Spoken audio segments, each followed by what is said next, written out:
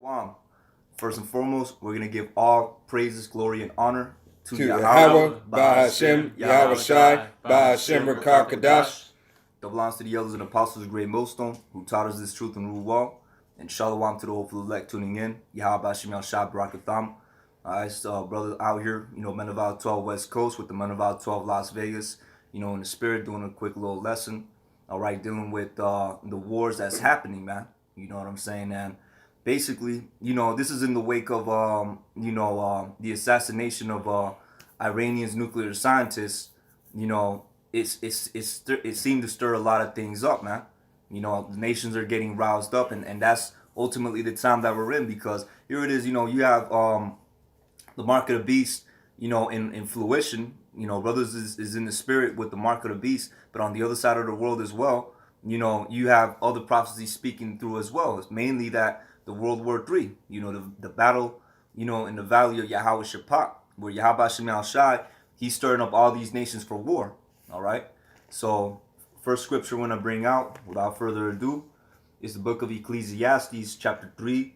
All right. We're going to be dealing with the seasons, man. All right. Because this country has been in the spirit of peace, of mirth.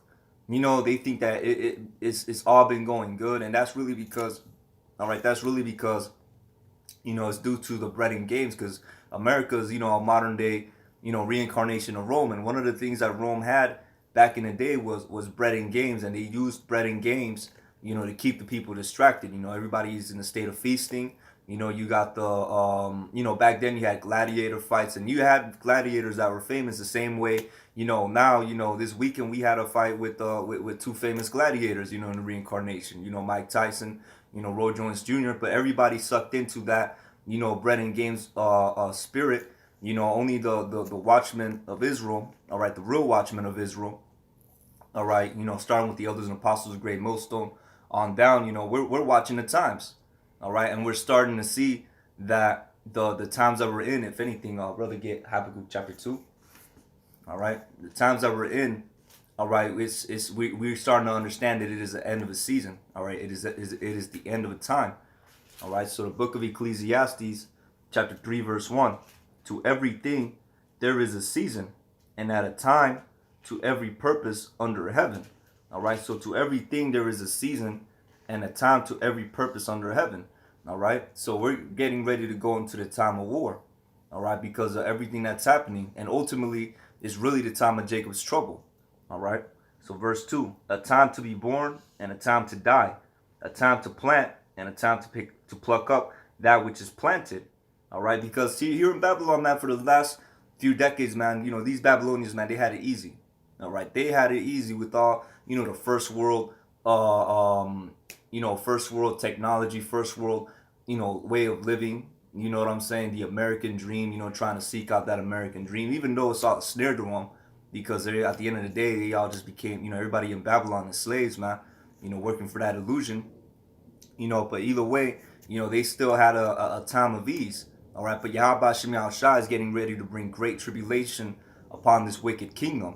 All right. His eyes are set upon this sinful kingdom. All right.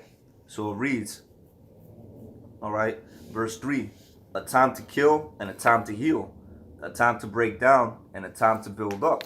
All right. And the time, we're in the time of breaking down. Okay. Because, through the spirit and power of Yahweh Shem Shai, as we, as brothers brought out in previous lessons, we're in a transition. All right. We are in a transition, and in order to build up, in order to heal up, all right, which is ultimately talking about the nation of Israel, all right, starting with the so-called blacks, Latinos, Native Americans, but really starting with the elect, the 144,000, this kingdom has to get, this wicked kingdom, which is Babylon and, Esau's rulership, the beast, it has to get broken down, all right, it has to get destroyed, all right. So with that, we're going to continue on reading. A time to weep and a time to laugh, or a time to break down and a time to build up, a time to weep and a time to laugh, a time to mourn and a time to dance. All right, a time to mourn and a time to laugh, dance, a time to weep and a time to laugh. All right, because the people in this society, man, they've been in the house of mirth for far too long. All right, they've been in the house of mirth for far too long, man. Especially our people, so-called blacks, Latinos, Native Americans, man, you've been in a state of mirth for far too long. Here it is, you got World War III about to pop off. The government's getting ready to put that chip in you, and you wanna all you wanna talk about is a Nate Robinson. All you want to talk about is a Mike Tyson and Roy Jones Jr. But here it is, all manner of hell, and the flood is about to come to pass, man. So going in again, all right. A time to cast away stones. A time to cast away stones and a time to gather stones together. A time to embrace and a time to refrain from embracing. And that's basically, where the point is set. You know what I'm saying? But basically, this is times are switching. And it's evil that's gonna be coming. All right, evil is coming. All right, and you go into the word evil, it goes into bad times, because the word Eve means times, and the word ill, means bad. So evil is a compound word, bad times, and that's going into the day of Yahweh Shem Yahushua, which is darkness and not light. All right, now get the precept, and then we're gonna transition it to you.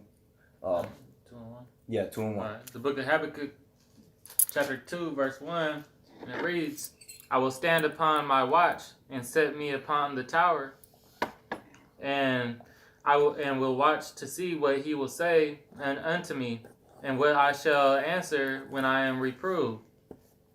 And the Lord answered me and said, write the vision." Now, real quick, going into Habakkuk chapter 2 and 1, when the brother read, "I will stand upon my watch, upon the high tower," roughly paraphrasing, all right, that's because, you can't take this truth for granted, man.